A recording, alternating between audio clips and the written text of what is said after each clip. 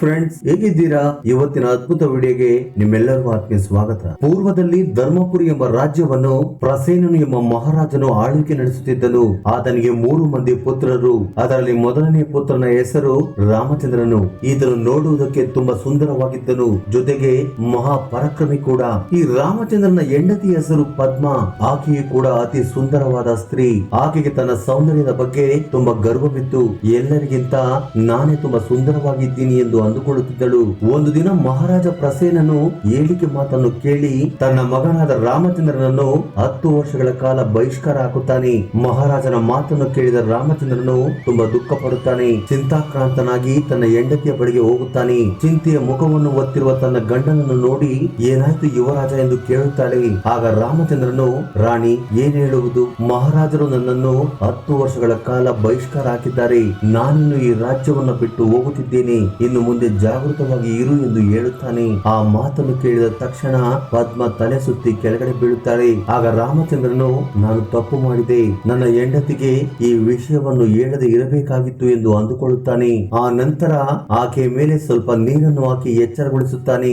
ಎಚ್ಚರಗೊಂಡಂತ ಪದ್ಮ, ಯುವರಾಜ, ನೀವು ನನ್ನನ್ನು ಬಿಟ್ಟು ಹೊರಟು ಹೋದರೆ ಒಂಟಿಯಾಗಿ ನಾನು ಇಲ್ಲಿ ಹೇಗೆ ಜೀವಿಸಬಲ್ಲೆ? ನಾನು ಕೂಡ ನಿಮ್ಮ ಜೊತೆ ಬರುತ್ತೇನೆ, ನನ್ನನ್ನು ಕೂಡ ನಿಮ್ಮ ಜೊತೆ ಕರೆದುಕೊಂಡು ಹೋಗಿ ಎಂದು ಕೇಳುತ್ತಾಳೆ. ಆಗ ರಾಮಚಂದ್ರನು, ನನ್ನ ಹೆಂಡತಿ ನನ್ನನ್ನು ಬಿಟ್ಟು ಒಂಟಿಯಾಗಿ ಇಲ್ಲಿ ಇರುವುದಿಲ್ಲ. ಕಷ್ಟವೋ ಸುಖವೋ ಇವಳನ್ನು ಸಹ ನನ್ನ ಜೊತೆ ಕರೆದುಕೊಂಡು ಹೋಗುವುದು ಒಳ್ಳೆಯದು ಎಂದು ಅಂದುಕೊಳ್ಳುತ್ತಾನೆ. ಆಗ ರಾಮಚಂದ್ರನು, ಯುವರಾಣಿ, ನೀನೇನು ಚಿಂತಿಸಬೇಡ, ನಾನು ಖಂಡಿತವಾಗಿಯೂ ನಿನ್ನನ್ನು ಕರೆದುಕೊಂಡು ಹೋಗುತ್ತೇನೆ ಎಂದು ಹೇಳುತ್ತಾನೆ. ರಾಮಚಂದ್ರನ ಮಾತನ್ನು ಕೇಳಿದ ಪದ್ಮ ತುಂಬಾ ಸಂತೋಷ ಪಡುತ್ತಾಳೆ. ಇನ್ನು ತನ್ನ ಗಂಡನೊಂದಿಗೆ ಹೋಗುವುದಕ್ಕೆ ಸಿದ್ಧಳಾಗುತ್ತಾಳೆ. ಮಾರನೇ ದಿನ ಬೆಳಿಗ್ಗೆನೆ ನಗರವನ್ನು ಬಿಟ್ಟು ಅಡವಿಯನ್ನು ಸೇರಿಕೊಂಡರು. ತುಂಬಾ ಸಮಯದವರೆಗೂ ನಡೆದು ಸುಸ್ತಾಗಿದ್ದರಿಂದ ಅಲ್ಲಿ ಒಂದು ದೊಡ್ಡ ಮರವನ್ನು ನೋಡಿ ಆ ಮರದ ಕೆಳಗಡೆ ವಿಶ್ರಾಂತಿಯನ್ನು ತೆಗೆದುಕೊಳ್ಳುತ್ತಾರೆ. ತುಂಬಾ ಸುಸ್ತಾಗಿದ್ದರಿಂದ ಅವರಿಬ್ಬರು ಗಾಢವಾದ ನಿದ್ರೆಗೆ ಜಾರುತ್ತಾರೆ. ಅದಾದ ಸ್ವಲ್ಪ ಸಮಯಕ್ಕೆ ಒಂದು ಹಾವು ಬಂದು ಪದ್ಮನನ್ನ ಕಚ್ಚುತ್ತದೆ. ಹಾವು ಬಂದ ಶಬ್ದ ಕೇಳಿಸಿದ ತಕ್ಷಣ ರಾಮಚಂದ್ರನಿಗೆ ಎಚ್ಚರವಾಗುತ್ತದೆ. ಪದ್ಮಳ ಪಕ್ಕದಿಂದ ಹೋಗುತ್ತಿರುವ ಹಾವನ್ನು ನೋಡುತ್ತಾನೆ. ಏನು ಮಾಡಬೇಕೆಂದು ಅರ್ಥವಾಗುತ್ತಿಲ್ಲ. ಅದಾದ ಸ್ವಲ್ಪ ಹೊತ್ತಿನಲ್ಲಿಯೇ ಆ ಹಾವಿನ ವಿಷದ ಪ್ರಭಾವದಿಂದ ಪದ್ಮ ಸತ್ತು ಹೋಗುತ್ತಾಳೆ. ತನ್ನ ಹೆಂಡತಿಯನ್ನು ನೋಡಿ ರಾಮಚಂದ್ರನು ಜೋರಾಗಿ ಅಳುತ್ತಿದ್ದಾನೆ. ಆತನ ಅಳುವಿನ ಚೀರಾಟವನ್ನು ಕೇಳಿ ಕಾಡಿನಲ್ಲಿದ್ದ ಪ್ರಾಣಿಗಳು ಕೂಡ ಎಚ್ಚರಗೊಳ್ಳುತ್ತವೆ. ಅಯ್ಯೋ, ನನ್ನ ಹೆಂಡತಿ ಸತ್ತು ಹೋದಳು, ಇನ್ನು ಮುಂದೆ ನಾನು ಯಾರಿಗೋಸ್ಕರ ಬದುಕಬೇಕು? ಇನ್ನು ನಾನು ಕೂಡ ಆಕೆಯ ಜೊತೆ ಸತ್ತು ಹೋಗುತ್ತೇನೆ ಎಂದು ಚಿತೆಗೋಸ್ಕರ ಕಟ್ಟಿಗೆಗಳನ್ನು ಸಿದ್ಧ ಮಾಡುತ್ತಾನೆ. ಜೋರಾಗಿ ಕಿರುಚುತ್ತಾ, ನನ್ನ ಕಷ್ಟ ಯಾರಿಗೂ ಬರಬಾರದು, ನನ್ನನ್ನು ನಂಬಿಕೊಂಡು ಬಂದ ನನ್ನ ಹೆಂಡತಿ ಈಗ ಸತ್ತು ಹೋದಳು, ಇನ್ನು ನಾನು ಕೂಡ ಬದುಕಲಾರೆ, ಸತ್ತು ಹೋಗುತ್ತೇನೆ ಎಂದು ಜೋರಾಗಿ ಅಳುತ್ತಾನೆ. ಅದೇ ಸಮಯದಲ್ಲಿ ಶ್ರೀ ಮಹಾವಿಷ್ಣುವು ಲಕ್ಷ್ಮೀ ದೇವಿ ಭೂಲೋಕ ಸಂಚಾರವನ್ನು ಮಾಡುತ್ತಿದ್ದಾರೆ. ರಾಮಚಂದ್ರನ ಅಳುವಿನ ಚೀರಾಟ ಲಕ್ಷ್ಮೀ ದೇವಿಗೆ ಕೇಳಿಸುತ್ತದೆ. ಅದನ್ನು ನೋಡಿದ ಲಕ್ಷ್ಮೀ ದೇವಿಗೆ ಆತನ ಮೇಲೆ ಕರುಣೆ ಬರುತ್ತದೆ. ಆಗ ಲಕ್ಷ್ಮೀ ದೇವಿ ಮಹಾವಿಷ್ಣುವಿನ ಬಳಿ, ಸ್ವಾಮಿ, ಯಾರೋ ಮಾನವನು ಈ ಅಡವಿಯಲ್ಲಿ ಹೃದಯ ಒಡೆದು ಹೋಗುವ ಹಾಗೆ ಅಳುತ್ತಿದ್ದಾನೆ. ಆತನ ಅಳು ಕೇಳುತ್ತಿದ್ದರೆ ನನ್ನ ಹೃದಯ ಒಡೆದು ಹೋಗುತ್ತಿದೆ. ದಯವಿಟ್ಟು ನೀವು ನನ್ನ ಮೇಲೆ ಕರುಣೆ ತೋರಿಸಿ ಆತನ ದುಃಖವನ್ನು ಪರಿಹಾರ ಮಾಡಿ ಎಂದು ಕೇಳುತ್ತಾರೆ. ಆಗ ಶ್ರೀ ಮಹಾವಿಷ್ಣುವು, ದೇವಿ, ಈ ಲೋಕದಲ್ಲಿರುವ ಎಲ್ಲರಿಗೂ ಕೂಡ ದುಃಖವಿರುತ್ತದೆ. ಅವರವರ ಕರ್ಮವನ್ನ ಅವರು ಅನುಭವಿಸಲೇಬೇಕು. ನಾವು ಎಷ್ಟು ಮಂದಿ ದುಃಖವನ್ನ ಪರಿಹಾರ ಮಾಡಬಹುದು ಎಂದು ಕೇಳುತ್ತಾರೆ. ಆಗ ಲಕ್ಷ್ಮೀ ದೇವಿ, ಸ್ವಾಮಿ, ಏನೇ ಇರಲಿ, ಈಗ ಮಾತ್ರ ಈ ವ್ಯಕ್ತಿಯ ದುಃಖವನ್ನು ಪರಿಹಾರ ಮಾಡಬೇಕೆಂದು ಕೇಳುತ್ತಾರೆ. ಇನ್ನು ಲಕ್ಷ್ಮೀ ದೇವಿ ಕೇಳಿದ ಕಾರಣ ಶ್ರೀ ಮಹಾವಿಷ್ಣು ಲಕ್ಷ್ಮೀ ದೇವಿಯನ್ನ ಕರೆದುಕೊಂಡು ರಾಮಚಂದ್ರನ ಬಳಿಗೆ ಬರುತ್ತಾರೆ. ಶ್ರೀ ಮಹಾವಿಷ್ಣುವನ್ನು ಕಂಡ ರಾಮಚಂದ್ರನು ಅವರಿಗೆ ನಮಸ್ಕರಿಸುತ್ತಾನೆ. ಆಗ ಶ್ರೀ ಮಹಾವಿಷ್ಣುವು, ಏನಪ್ಪಾ, ಏಕೆ ಇಷ್ಟೊಂದು ಜೋರಾಗಿ ಅಳುತ್ತಿದ್ದೀಯಾ? ನಿನಗೆ ಯಾವ ಕಷ್ಟ ಬಂದಿದೆ ಎಂದು ಕೇಳುತ್ತಾರೆ. ಆಗ ರಾಮಚಂದ್ರನು, ಪ್ರಭು, ನಾನು ಏನು ಹೇಳಲಿ? ನನ್ನ ಹೃದಯ ದುಃಖದಿಂದ ಒಡೆದು ಹೋಗುವಂತಿದೆ. ನಾನು ಧರ್ಮಪುರಿ ಪ್ರಸೇನನ ಜ್ಯೇಷ್ಠ ಪುತ್ರನು. ತಂದೆ ನನ್ನನ್ನು ರಾಜ್ಯದಿಂದ ಬಹಿಷ್ಕಾರ ಹಾಕಿದರು. ನಾನು ಏನು ತಪ್ಪು ಮಾಡಿಲ್ಲ. ನನ್ನ ತಂದೆ ಏಕೆ ಆ ರೀತಿ ಮಾಡಿದರು ಎಂದು ನನಗೆ ಅರ್ಥವಾಗುತ್ತಿಲ್ಲ.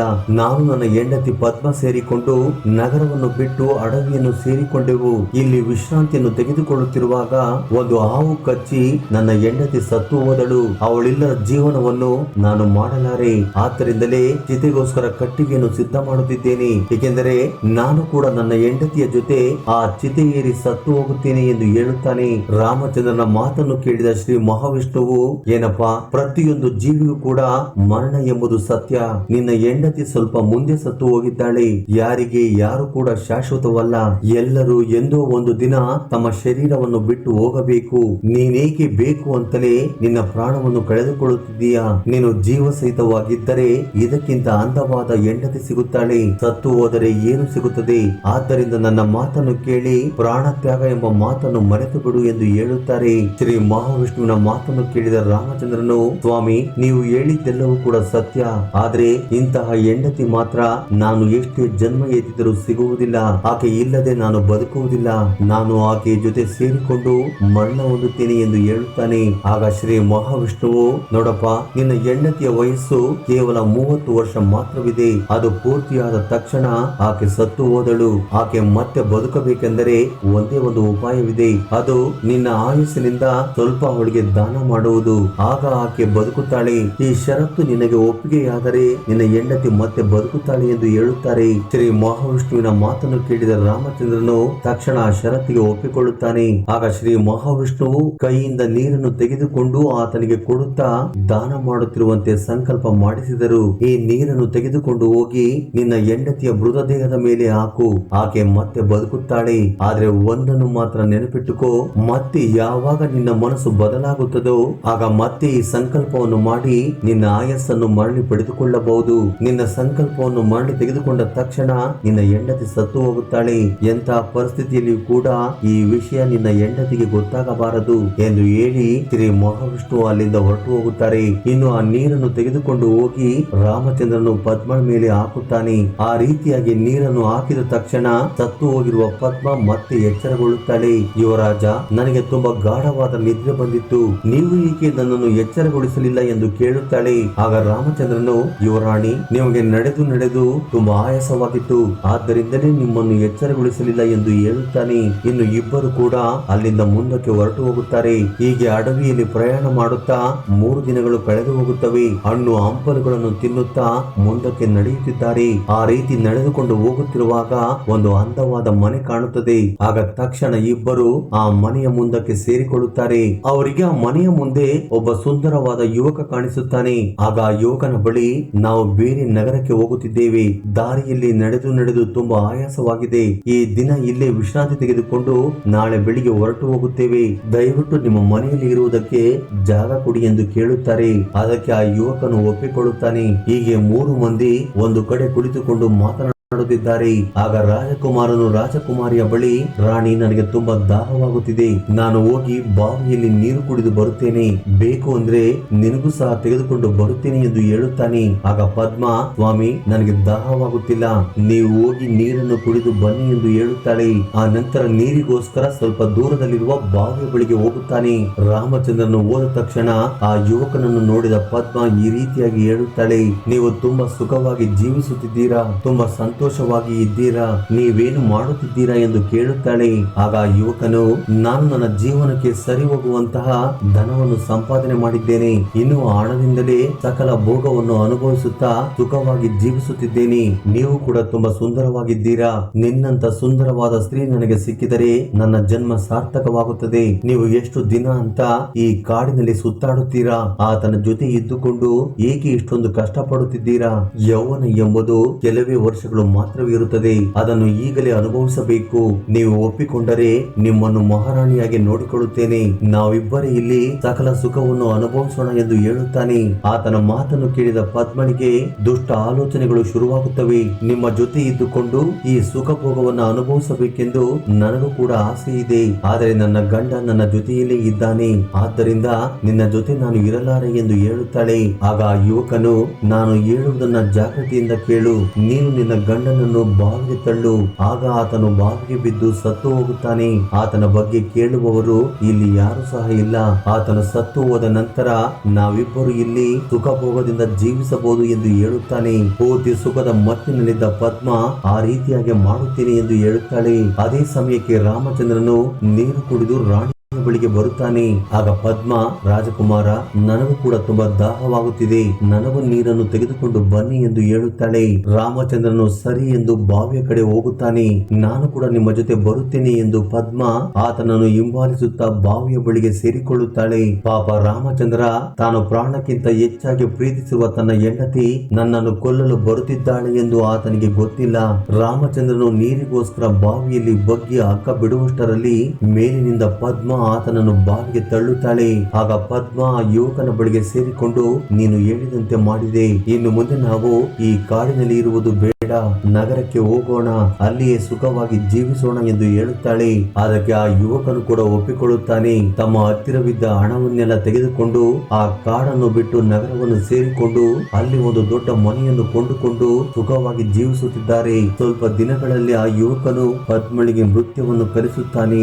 ಆಕೆ ದೊಡ್ಡದಾಗಿ ನಾಟ್ಯ ಪ್ರದರ್ಶನವನ್ನು ನಾಟ್ಯ ಶಾಲೆಯಲ್ಲಿ ಮಾಡುತ್ತಾಳೆ. ಆ ರೀತಿ ಮಾಡುತ್ತಾ ಅವರು ತುಂಬಾ ಹಣವನ್ನು ಸಂಪಾದನೆ ಮಾಡುತ್ತಾರೆ. ಇನ್ನು ಅವರಿಬ್ಬರು ತಮಗೆ ಇಷ್ಟ ಬಂದ ಹಾಗೆ ಸುಖಭೋಗವನ್ನು ಅನುಭವಿಸುತ್ತಿದ್ದಾರೆ. ಆದ್ರೆ ಅವರಿಗೆ ಗೊತ್ತಿರದೇ ಇರುವುದು ಏನು ಅಂದ್ರೆ, ಬಾವಿಗೆ ಬಿದ್ದ ಆಗ ರಾಮಚಂದ್ರನು ಸತ್ತು ಹೋಗಿಲ್ಲ, ಆ ಬಾವಿಯಲ್ಲಿನ ಮರದ ಬೇರನ್ನು ಹಿಡಿದುಕೊಂಡು ಬದುಕಿದನು. ಶ್ರೀ ಮಹಾವಿಷ್ಣುವನ್ನು ಸ್ಮರಿಸುತ್ತಾ, ಓ ಭಗವಂತ, ನೀವು ಹೇಳಿದ ಮಾತನ್ನು ಕೇಳದೆ ನಾನು ದೊಡ್ಡ ತಪ್ಪು ಮಾಡಿದೆ. ಪ್ರಾಣಕ್ಕಿಂತ ಹೆಚ್ಚಾಗಿ ಪ್ರೀತಿಸಿದ ನನ್ನ ಹೆಂಡತಿ ನನ್ನನ್ನು ಕೊಲ್ಲಲು ಪ್ರಯತ್ನ ಪಟ್ಟಳು.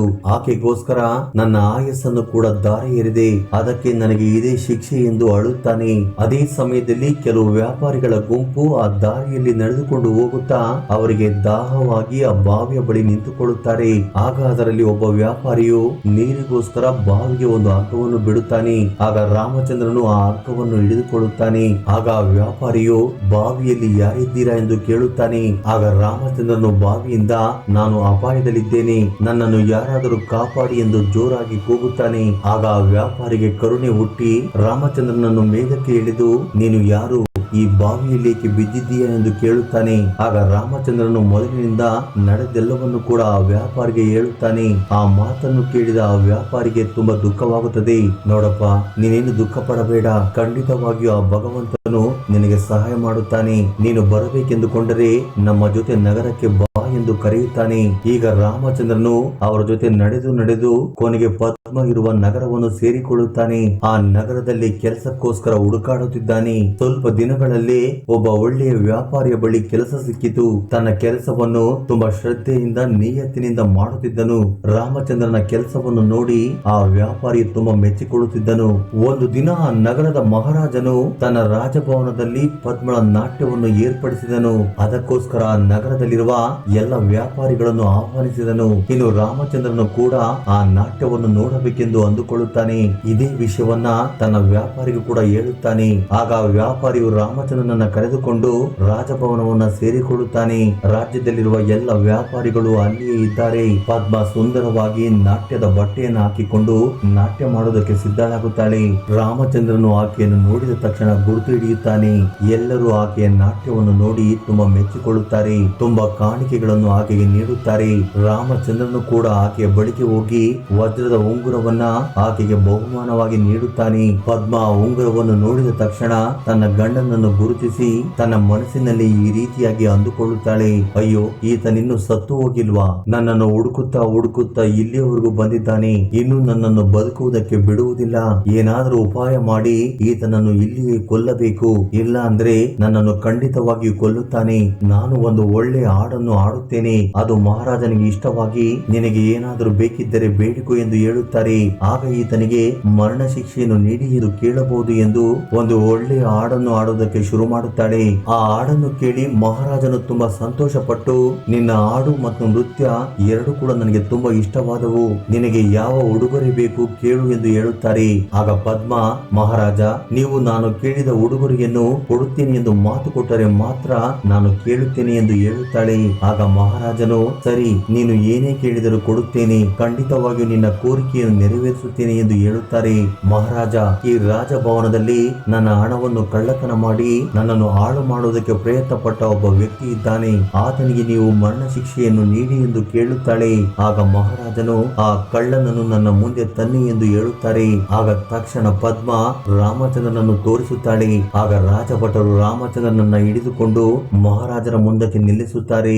ಆಗ ಮಹಾರಾಜನು ಕೋಪದಿಂದ ಉರಿದು ಬೀಳುತ್ತಾ ನಾಳೆ ಈತನಿಗೆ ಮರಣ ಶಿಕ್ಷೆ ನೀಡಿ ಎಂದು ಆದೇಶ ಮಾಡುತ್ತಾರೆ. ಆ ನಂತರ ರಾಜಭಟರು ಆತನನ್ನು ಅಲ್ಲಿಂದ ಕರೆದುಕೊಂಡು ಹೋಗುತ್ತಾರೆ. ಆಗ ರಾಮಚಂದ್ರನಿಗೆ ಕೆಲಸ ಕೊಟ್ಟಿದ್ದ ವ್ಯಾಪಾರಿಯು ಆತನ ಬಳಿಗೆ ಹೋಗಿ, ಏನಪ್ಪಾ ನೀನು ಆ ಸ್ತ್ರೀಯ ಬಳಿ ಏನು ಕಳ್ಳತನ ಮಾಡಿದೆ? ಏಕೆ ಆಕೆ ನಿನ್ನನ್ನು ಕೊಲ್ಲಲು ಪ್ರಯತ್ನ ಮಾಡುತ್ತಿದ್ದಾಳೆ ಎಂದು ಕೇಳುತ್ತಾರೆ. ಆಗ ರಾಮಚಂದ್ರನು, ನಾನು ಆಕೆಯ ಬಳಿ ಏನು ಕಳ್ಳತನ ಮಾಡಿಲ್ಲ. ನಾನು ಮಹಾರಾಜನನ್ನು ಎರಡೇ ಎರಡು ವಿಷಯವನ್ನ ಕೇಳಲೆಂದು ಬಯಸುತ್ತೇನೆ. ನೀವು ಹೋಗಿ ಆ ವಿಷಯವನ್ನು ಮಹಾರಾಜರಿಗೆ ಹೇಳಿ ಎಂದು ಹೇಳುತ್ತಾನೆ. ಆಗ ವ್ಯಾಪಾರಿಯು ಅಲ್ಲಿಗೆ ಹೋಗಿ ಉಳಿದ ವ್ಯಾಪಾರಿಗಳೆಲ್ಲರಿಗೂ ಈ ವಿಷಯವನ್ನು ಹೇಳುತ್ತಾನೆ. ಆಗ ಎಲ್ಲರೂ ಸೇರಿಕೊಂಡು ಮಹಾರಾಜನ ಬಳಿಗೆ ಹೋಗಿ ಈ ರೀತಿಯಾಗಿ ಹೇಳುತ್ತಾರೆ, ಮಹಾರಾಜ, ಆ ವ್ಯಕ್ತಿ ನಮ್ಮ ಜೊತೆಯಲ್ಲಿ ಕೆಲಸ ಮಾಡುತ್ತಿದ್ದ. ಆತನು ತುಂಬಾ ಒಳ್ಳೆಯವನು. ಆತನು ಏನೋ ನಿಮ್ಮ ಬಳಿ ಎರಡು ಮಾತುಗಳನ್ನ ಕೇಳಬೇಕೆಂದು ಅಂದುಕೊಳ್ಳುತ್ತಿದ್ದಾನೆ. ಮೊದಲಿಗೆ ಆತನು ಏನು ಹೇಳುತ್ತಿದ್ದಾನೋ ಕೇಳಿ, ನಂತರ ಬೇಕಿದ್ರೆ ಆತನಿಗೆ ಮರಣ ಶಿಕ್ಷೆ ನೀಡಿ ಎಂದು ಕೇಳುತ್ತಾರೆ. ಆಗ ಮಹಾರಾಜನು, ಸರಿ, ಆ ವ್ಯಕ್ತಿಯನ್ನು ಇಲ್ಲಿಗೆ ಕರೆದುಕೊಂಡು ಬನ್ನಿ ಎಂದು ಹೇಳುತ್ತಾರೆ. ಆಗ ತಕ್ಷಣ ರಾಜಭಟರು ರಾಮಚಂದ್ರನನ್ನು ಮಹಾರಾಜರ ಬಳಿಗೆ ಕರೆದುಕೊಂಡು ಬರುತ್ತಾರೆ. ಆಗ ಮಹಾರಾಜರು, ನೀನು ಹೇಳಬೇಕಾಗಿರೋ ವಿಷಯವನ್ನ ಹೇಳು ಎಂದು ಕೇಳುತ್ತಾರೆ. ಆಗ ರಾಮಚಂದ್ರನು, ಮಹಾರಾಜ, ನಾನು ಕಳ್ಳನಲ್ಲ. ಆಕೆ ನನ್ನ ಹೆಂಡತಿ. ನಾನು ಆಕೆ ಗಂಡ.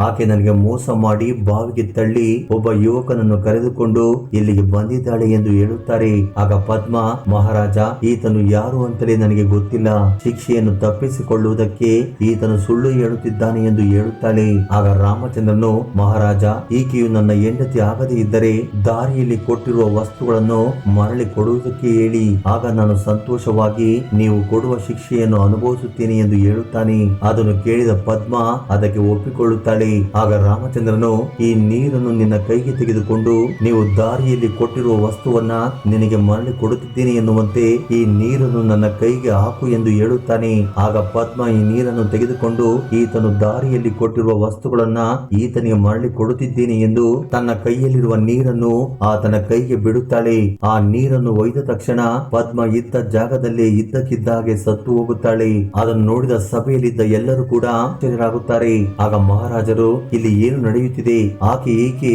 ಇದ್ದಕ್ಕಿದ್ದಾಗೆ ಸತ್ತು ಹೋದಳು ಎಂದು ಕೇಳುತ್ತಾರೆ. ಆಗ ರಾಮಚಂದ್ರನು ರಾಜ್ಯದಿಂದ ಬಂದಾಗಿನಿಂದ ಹಿಡಿದು ಇಲ್ಲಿಯವರೆಗೂ ನಡೆದೆಲ್ಲವನ್ನು ಕೂಡ ಎಳೆ ಎಳೆಯಾಗಿ ಹೇಳುತ್ತಾನೆ. ಆತನ ಮಾತನ್ನು ಕೇಳಿದ ಮಹಾರಾಜರಿಗೆ ತುಂಬಾ ದುಃಖವಾಗುತ್ತದೆ. ಆತನನ್ನು ಎದೆಗೆ ಅಪ್ಪಿಕೊಳ್ಳುತ್ತಾರೆ. ಆತನ ಧರ್ಮ, ನೀತಿ, ನಿಯತ್ತನ್ನ ನೋಡಿ ತನ್ನ ಮಗಳನ್ನು ಆತನಿಗೆ ಕೊಟ್ಟು ವಿವಾಹ ಮಾಡುತ್ತಾನೆ. ನಂತರ ಮೋಸ ಮಾಡಿದ್ದ ಯುವಕನಿಗೂ ಕೂಡ ಮರಣ ಶಿಕ್ಷೆಯನ್ನು ನೀಡುತ್ತಾರೆ. ಈ ಕಥೆಯಿಂದ ನಾವು ತಿಳಿದುಕೊಳ್ಳಬೇಕಾದ ನೀತಿ ಏನು ಅಂದ್ರೆ, ಧರ್ಮವನ್ನು ಯಾರು ಪಾಲಿಸುತ್ತಾರೋ ಅವರು ಎಂದಿಗೂ ಕೂಡ ಸೋಲುವುದಿಲ್ಲ.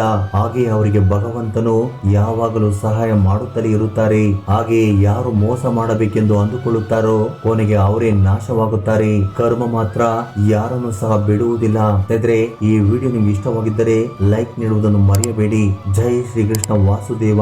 ಧನ್ಯವಾದಗಳು.